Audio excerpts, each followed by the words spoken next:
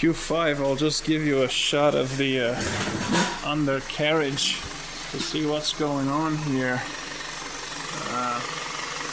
Those droplets are ready to fall down. Basically,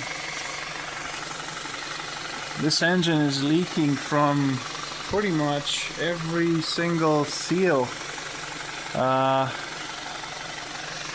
It's in the front, on the driver's side, on the passenger side,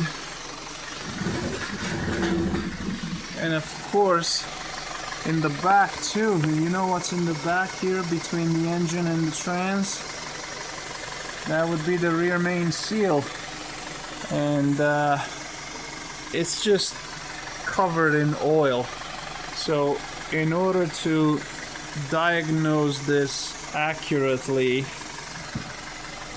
I would need to pressure wash the entire engine, like drive it to the car wash, put it on ramps, and go to town with the hot soapy water until everything looks brand new, and then dry it, and then put it back on the lift and see where the oil is coming from.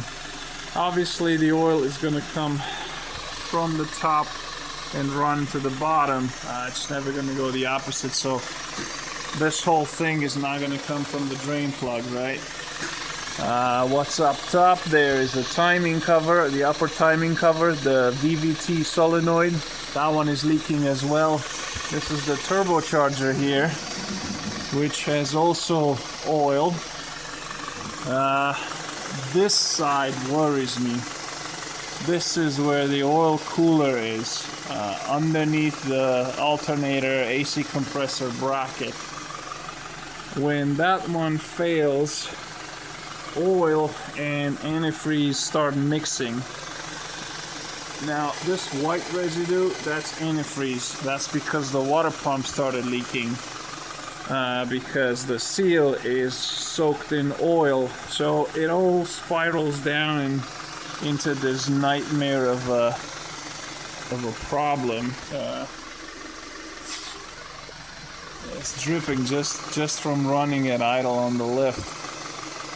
Let me pause the video and I'll give you a shot of the top view as well. Also, both axles are completely destroyed. They are both clicking, not just one side. Looks like they are original, so they've done their job. Let me give you a top view. Alright, I shut the engine off because there's no point in it running. At the top, everything again is covered in oil. That's the PCV valve. They are known to go bad, and when the check valve in there fails, the turbocharger basically forces boost into the crankcase, pushing oil past every seal. So that's why you'll see, the timing cover starts to leak, the PCV valve starts to leak, the front crank seal starts to leak, and the most worrisome part is that the rear main seal starts to leak. And to get to that, you gotta remove either the transmission or the engine. Neither of those is a small, easy job. This solenoid at the top, this little black thingy, is also leaking. I don't know if you can see it.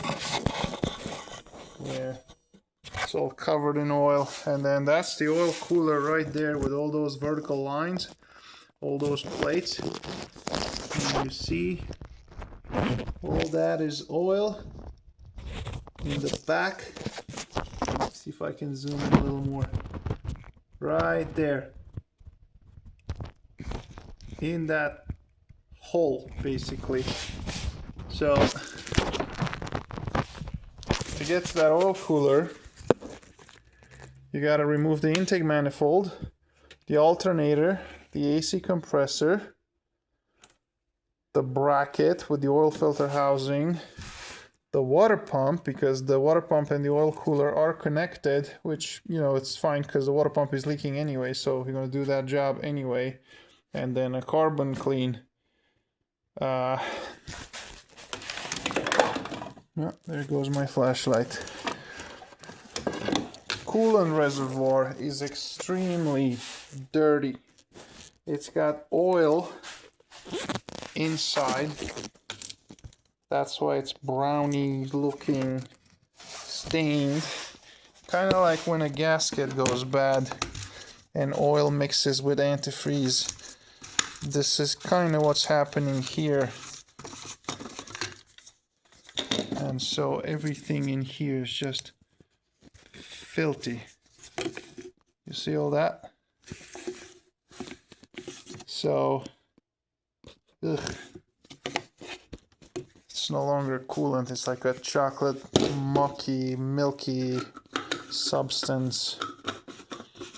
The battery is on its last legs. The car struggles to cranks very slowly. There's a code in the gateway for the battery. Basically, energy management is active. That means it's going to shut down systems to get it to start again. Upper control arms are shot on both sides. Air filter, spark plugs, and I'm going to look at the cabin filter, but from what I've seen, I expect that to be pretty nasty as well. Brake fluid is as bad as the coolant. So, long story short, this car is going to require a tremendous amount of work, a tremendous amount of money actually too. And I'm struggling to find a reason to invest that kind of money into it, because I don't know if this car is worth that much anymore. And I fear that the cost of repairs exceeds the value of the car. So I'm gonna start putting an estimate together and go from there. But so far, this does not look good at all.